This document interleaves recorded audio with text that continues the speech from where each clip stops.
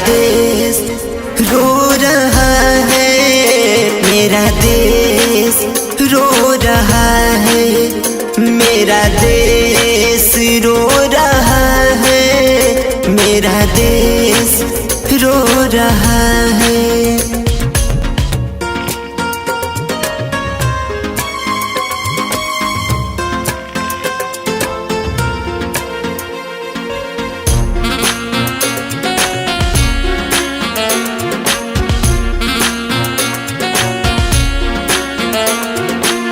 रही न अब तो मानवता, सबसे बड़ा धर्म है। खुदा ने सबको बनाया, लोगों में फिर तो भरम है। ना सरकार मेरी है ना रौब मेरा है, ना सरकार मेरी है ना रौब मेरा है, ना बड़ा सा नाम मेरा है। मुझे तो एक छोटी सी बात का गर्व है कि मैं हिंदुस्तान का हूँ और हिंदुस्तान मेरा है।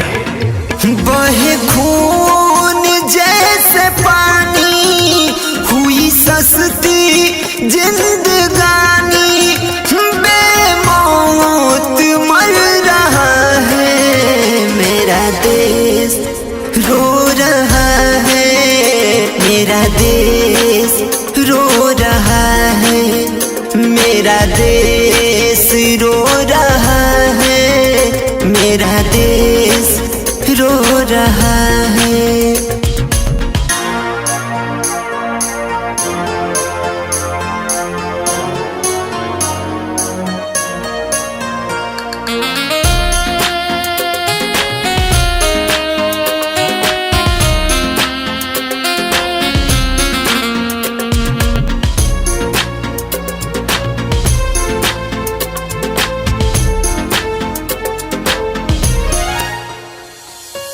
छलनी हुई जिनकी छाती, कारण धर्म और जाति, देखा न था ऐसा सपना, खोएगा कोई तो अपना।